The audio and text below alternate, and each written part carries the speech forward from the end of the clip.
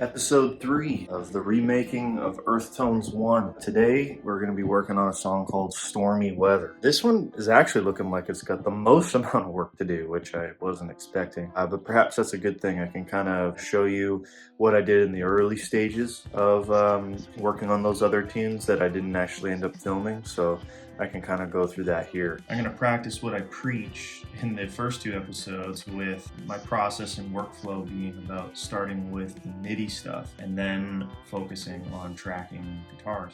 Got 2 drums being hit here, 2 toms. So I don't need both of these, so.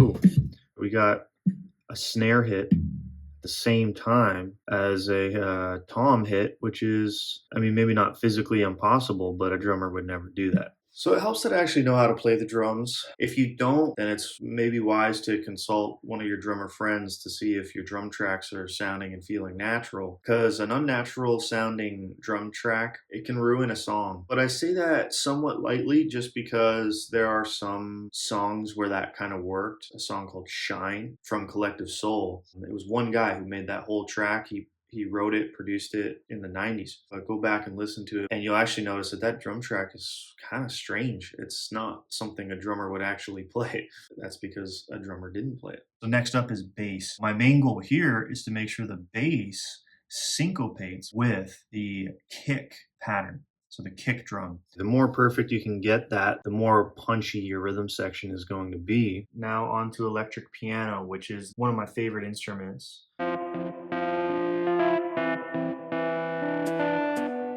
So first thing I'm noticing is that we got some velocity issues that could be fixed, little parts that could come up in volume. Electric piano is a very dynamic instrument. Depending on how hard or soft you hit the keys, you get a lot of different sounds out of it, which is one of the reasons it's one of my favorite instruments.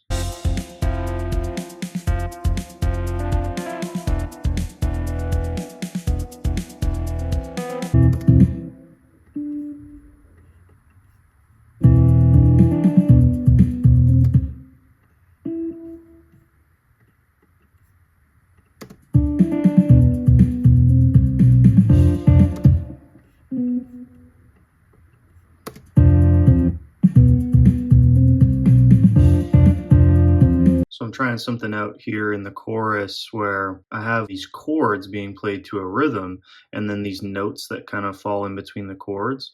And I had the chords ringing out over the melody, and I'm experimenting with the idea here of not letting the chords ring out over those notes. So it was sounding something like this, right? But now if I take the notes out, the chords out over these notes, they shine through a little bit more. A lot more rhythmic, a lot more clear. You can hear the idea of the piano a little more. All right, MIDI's looking pretty well done. So I'm gonna take a quick coffee break, as you might assume. I need it for this kind of thing. And then we're on to guitars. Not a super guitar heavy song, but we're gonna turn it into one. Now, I have nothing against power chords, but sometimes I'll start with like kind of punk rock power chord progression, and then I'll try to spice it up from there and see what other things I can do. Like instead of fifths, maybe I can do thirds.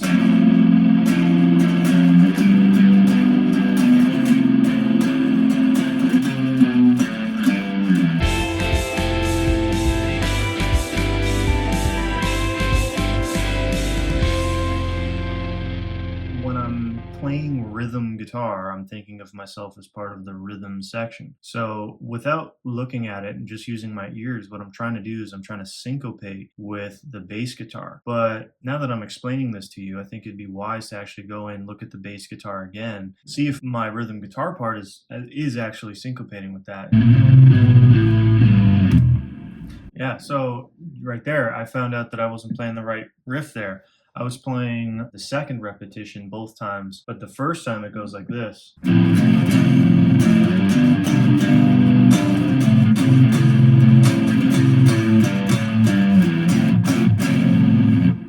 we go. I would have had the wrong track in there if I didn't look at that.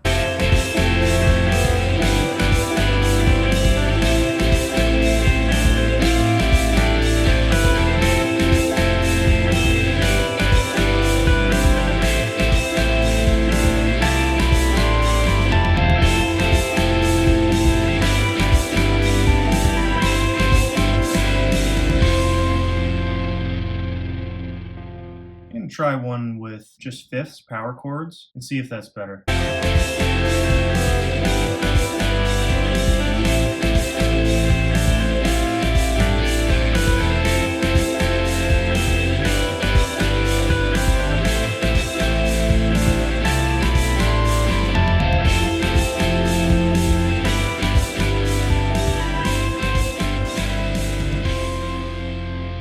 What I'm going to do is I'm going to keep both and decide what I want later in the mixing stage. Why don't you comment down below, thirds or fifths, power chords or something a little more nerdy. So I was listening back to what I just tracked there, and I'm realizing now the rhythm that I'm doing it's not really fitting for me, because I want there to be a big heavy guitar in there, but the rhythm is doing too much. So I think what I'm going to do is just hold the chords.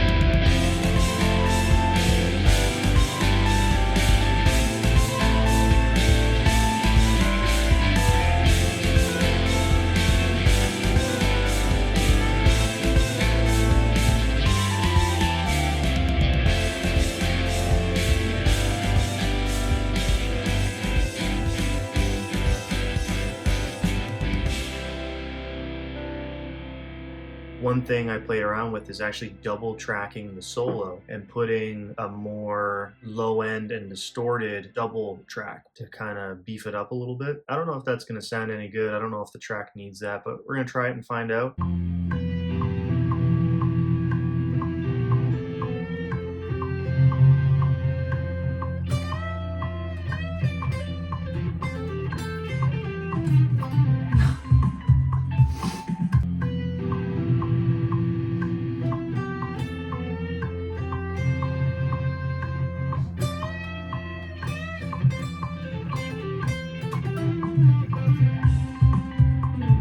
So like I predicted, not feeling it. What I did figure I'm going to do is change the tone of that solo, because I do want it to be a little overdriven. There's two ways to go about that. You can throw a plugin on the track and then use automation to fade in the plugin, or you can just create a separate track with the solo on it. I'm going to try both ways. So I'm going to bring in amps and pedals. Let's do pedal board, and then I'm going to find a nice overdrive. Probably need to A and B a couple things. And these are all stock. Comes with Logic. Let's loop it and then test some pedals out.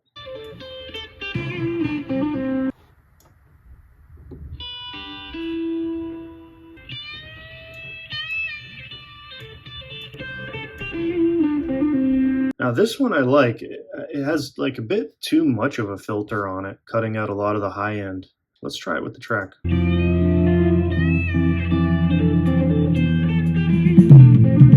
I really do like that. It's kind of nice how it carves out a lot of the high end. It makes the electric piano pop out when it comes in. I'm going to turn that off and keep it on there so I can A and B it with this one. Let's try a couple more.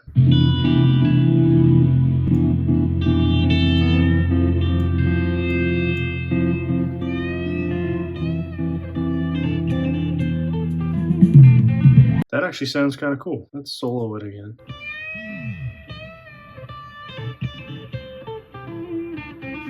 It does this weird monster sound. Who would have thought? But it's pretty subtle, and it's probably one of these knobs that's doing it, like roar. Maybe take that out. Yeah, definitely roar, making that woo sound.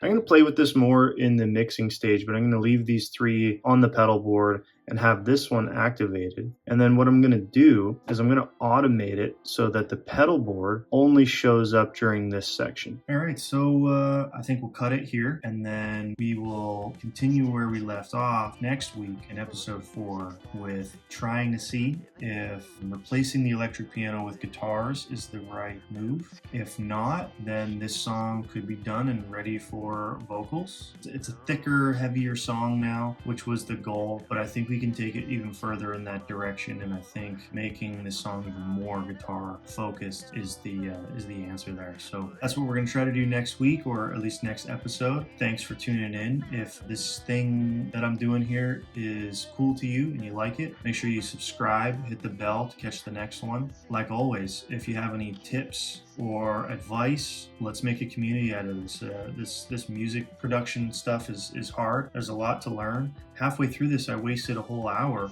just trying to fix something on my MIDI controller. I was able to fix that because another person in the world was on YouTube and made it easy for me to solve it. So that's what we're all here for, to help each other out and make a community, and this is my contribution to it. Thank you so much for watching. Hopefully this is helping you with your creative journey as well. Take it easy.